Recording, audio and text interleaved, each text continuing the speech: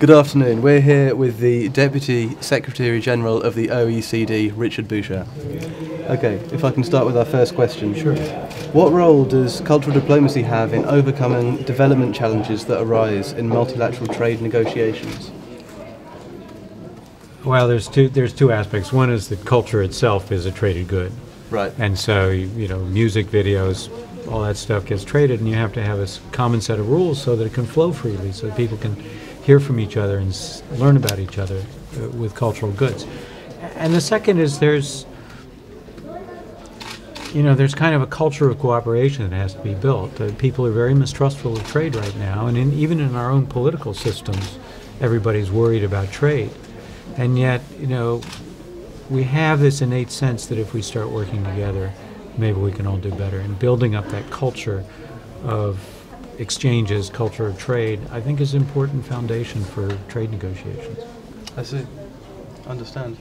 And in your opinion, what roles does cultural diplomacy have when it comes to, say, a different area, like an international trade organisation, such as the World Bank, the WTO, or the OECD? Is there a role for cultural diplomacy there in bringing these groups together?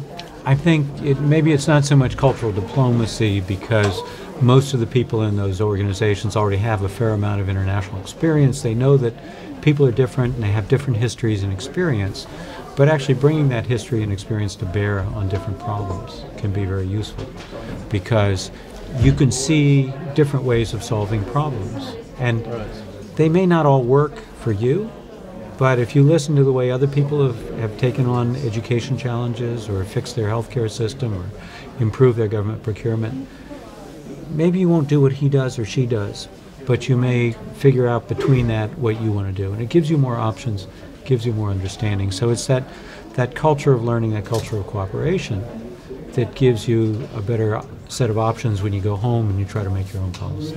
I see, almost the ability to learn from one another's mistakes and successes. Exactly. Okay, I'll pass over to her. No, go ahead. That's kind of like the way the states do it, isn't it? The way the federal system, that it's a kind of a melting pot. There's 50 states, everyone tries their own system. Yeah, to some extent. We bring in, pieces from all over the country, and there's this constant pressure. There's sort of a debate in the United States over is this area like education supposed to be totally left to the states or even the counties, the lower levels, or should the federal government start imposing standards and guidelines that everybody has to meet? And so there's a constant tension back and forth. There's a little more law involved and a lot more money involved than for international organizations, where you're really just trying to learn from each other. And what works and what doesn't is how you help figure out how to make your policy better. Of course. Yeah.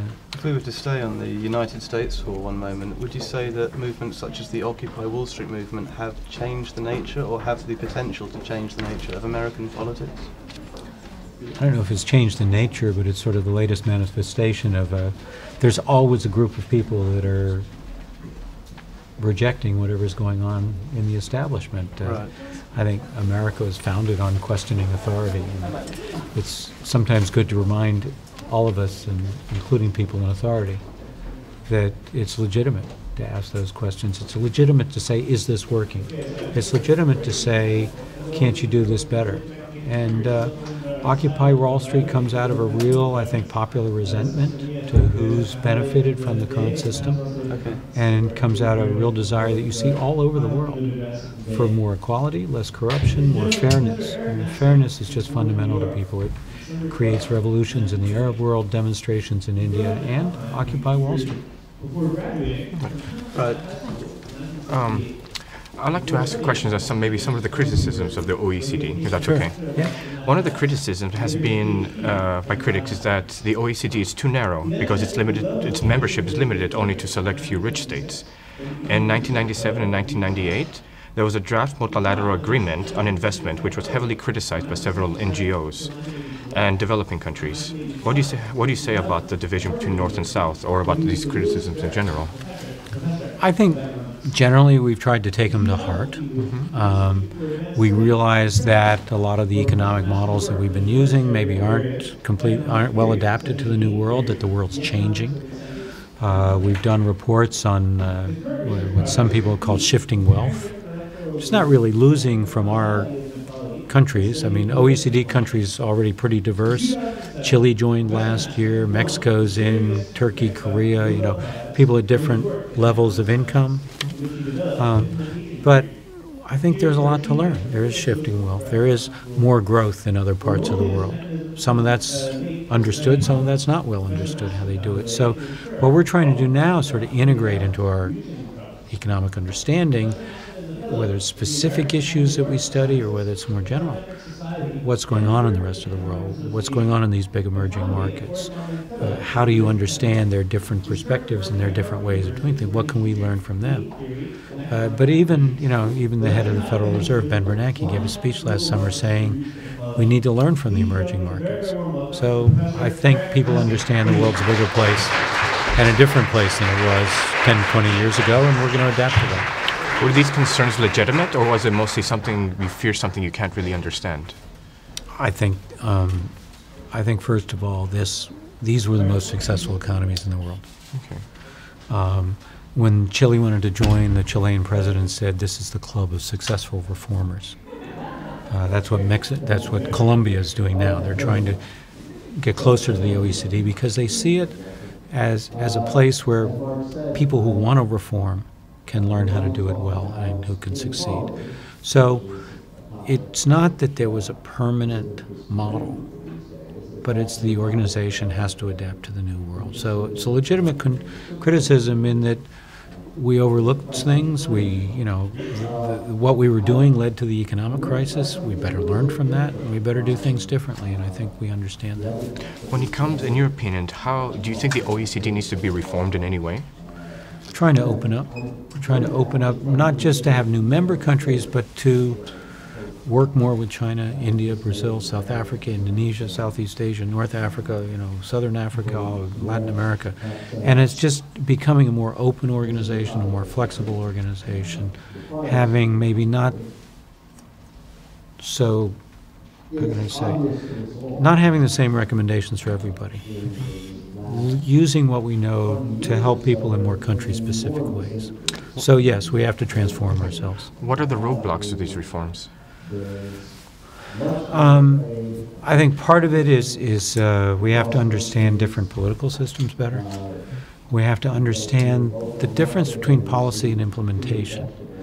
In a lot of our countries, once you decide a policy, you have the government bureaucrats, the legal associations, the federal regulation system, the business associations, all the red tape, the education, but the red tape, but also the systems for making it happen. So if we decide to institute a value-added tax, we actually have the capability of applying a value-added tax. Some countries, particularly developing countries, they can decide on a value-added tax, but making it happen is the hard part. Deciding what the policy is not the hard part. It's setting up that entire apparatus throughout the country to do it. It's one thing to talk about how you have a more efficient healthcare system. We have to use what we know to understand how do you start a healthcare system? What diseases do you cover? Do you use clinics, doctors? Do you use healthcare workers? Do you use insurance? I mean, some countries are just starting, and that's the kind of new understanding we have to create, and I don't think we have that yet. So we're trying to partner a lot with the World Bank, with the UN Development Program, and other organizations that have more of that experience. Okay, thank you. Sorry, that was a long answer, but it's a complicated question. There's a question I'd like to follow up on that. The OECD is involved in improving aid effectiveness throughout the world with the recent Busan Declaration. Yeah. Does that comply with that with that effort of the OECD to open up to the rest of the world? Yeah. And what are the next steps? Very much. What Busan was about was development effectiveness. We've always talked about aid effectiveness, and the OECD has been where we kind of tracked donor contributions. Were people meeting their targets? How were they using the money? Was it really helping people? Were their policies consistent? If you gave them aid, were you buying their textiles? Questions like that. What Busan said is that it's more than aid.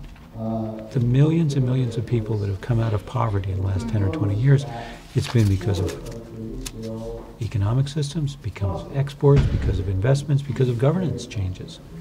And so you need to integrate that whole picture of how do societies develop and how do people get out of poverty. And so we're developing a development strategy that says, hey, we can use what we know about our process of development and our work with countries around the world to talk about how do you set up healthcare in poor countries, what does competition policy mean in developing countries, and sort of apply a broader look at these economies and how they can really mobilize their own resources and use international resources, aid and investment and exports to develop out of poverty. And that's the contribution we think we can make. Just a follow-up question on that. In the development sphere, we can see the rise of new donors like Turkey, but also countries in the Middle East, like not Saudi Arabia, but the EAU, improving their contribution to development in the least developed countries. Are they going to be part of the OECD anytime soon? Does that mean that they deserve to be part of that club? And yeah, I mean, Turkey's in, yes. But we work with a lot of other countries, whether they're going to be members or not. We've done some interesting things with China on assistance in Africa, where we've looked together at how assistance works in Africa and how to make it more effective. We're doing some interesting work with Brazil on South-South cooperation, because it's not just money. And a lot of the programs that countries like Brazil have or India have is technical assistance. It's sharing knowledge, sharing agricultural knowledge, governance knowledge, Indian election commissioners sometimes go to other countries when they're invited to talk about how they run their elections.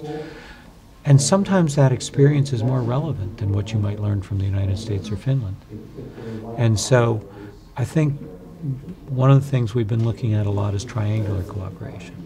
Not just how do you measure and evaluate South-South cooperation, but how do you get, money from here, expertise from there, teachers or doctors from here, and put it together in a package that countries can use to develop. We're doing a tax administration program in Southern Africa where we and the South African Tax Authority work together to help other countries develop their tax systems. It's a good example. Could I just ask, with respect to the development recommendations that you distribute to countries, how can you ensure to the best of your ability that such developments will be sustainable? I don't mean in economic terms, I mean in environmental terms. Well, we've done a lot of work now on green growth. We had a Right. big green growth study that came out last year, and I think learning to apply that into different environments is kind of the next stage. And part of it's what we know about innovation policy. How do you use economic incentives to encourage people in the right direction? Things you can do with government procurement, where government buys, gas-powered buses for the cities. That creates a market, creates a product, creates a supply chain in the country. Things you can do with universities to develop new products. How do your tax systems work? How do your subsidies work? Overall, I mean, some of the work we've done, if people eliminated fossil fuel subsidies, there's a lot of money going into subsidizing fuel and diesel and stuff like that around the world. If you could get rid of that in the world, you would improve government budgets, you would reduce the use of hydrocarbons, and you'd probably save, it's something like 6% of the greenhouse gases for the next 30 or 40 years. So there are specific things governments can do, and we're trying to help governments figure out how to do that. And do you think reasonable progress is being made towards that, towards reducing the amount of fossil fuels that's being used? Reasonable progress yet. But a lot of people fear we're at a point where reasonable progress is not enough. And you've got to really make very significant steps very quickly. Okay. What is your position on climate change and economic development? What we're trying to look at is not the science of climate change, although we have to understand that. We're looking at the economics of climate change. What's it going to do to water, migration, things like that around the world? How are people going to cope? How do you finance these green programs? What kind of taxes do you use? What kind of incentives do you use? How do you put a price on carbon, which is, we think, one of the fundamental things you have to do. Change the equation for what people invest in and how they get their energy. How do you develop the new technologies and make sure they get marketed? Not just developed at universities, but get out into the market and get adopted. So a lot of what we're looking at is the economics of making this stuff work, and not just having the science develop it, but actually making it work.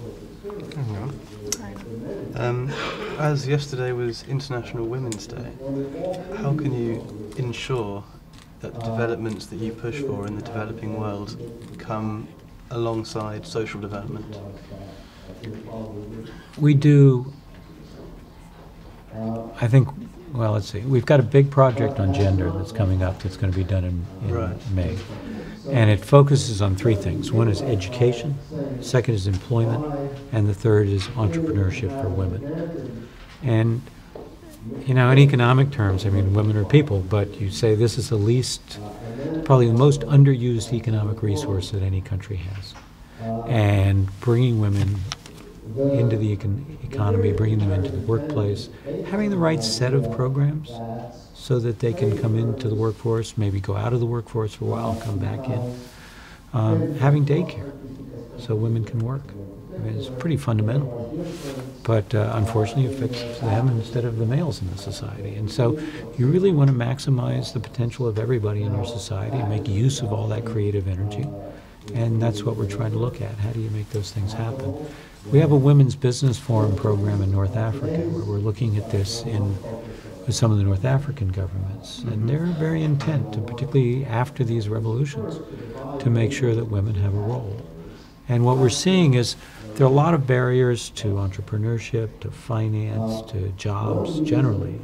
But women face more barriers than others. So you've got to fix the sort of initial barriers that apply to everybody, and then you've got to look at some of the specific things that affect women.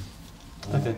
Reinserting women in the workplace in those kind of countries is definitely a concern, but I'm thinking of the report from Joseph Stiglitz and Amartya Sen, which mentioned the value of other activities such as housewives, etc., and the value that it produces for society. Does the OECD, did the OECD learn from that report or take anything from it? We've done a lot of work on what we call measuring progress of societies, and this comes out of Sen and Stiglitz and Fitoussi, and they had a thing like that. And part of what we're trying to do there is saying, hey, there are a lot of things that don't get measured in standard economic instruments, and one of them is the value of housework. And you know, if we all worked at each other's house and paid each other, it would go into our GDP figures. But if you work at home and clean your own house, then it doesn't count. And it's sort of weird, but that's the way the systems have worked. And so what we're looking at, how do you measure good economic activity, things that contribute to society and to bettering people's lives beyond GDP, beyond the standard measurements we use. And I think if you start measuring that, if you start looking at those contributions, then you also start valuing them and looking at how you can encourage the good ones. If, hypothetically, in your opinion, how would the economics of the world change if the rest of the world, including the US, adopted, let's say, Bhutan's happiness index? Look, I love Bhutan. I've been there a couple times. I love the great gross national happiness indicators. What we're trying to do is to take the basic concept and turn it into measurable statistics. And part of that's because that's what we do, that's what economists do, is they like to measure things. But you want something that you can measure objectively, that you can have a clear measurement of from one country to another and to another. And asking people if they're happy doesn't fit that bill. And second of all, you want something you can track over time, so you can see how it's changed. Of course. But you want something that you can then draw some conclusions from. Why has it changed? What creates well-being? You know, is it having security, having health care, having employment, having education? How much do these things contribute? Because what ultimately you want is not just to measure whether people like their lives, but you want to measure, you want to draw conclusions and measure what can you do? What can you do to help people feel better about their lives? What can you do to help families have a better sense of well-being? And so you got to take it to the point where you measure it and then you can do something about it. And part of measurement is, you know, if you know what's going to be on test, that's what you study. So if you know that there's going to be a statistic every year that rates family, household well-being, governments are going to put more effort into making sure that households have better well-being. Do you think the answer is to have a consumer society, or else, like Aldous Huxley, Brave New World? Do to keep everybody happy by being on pills? Or is there another answer, maybe?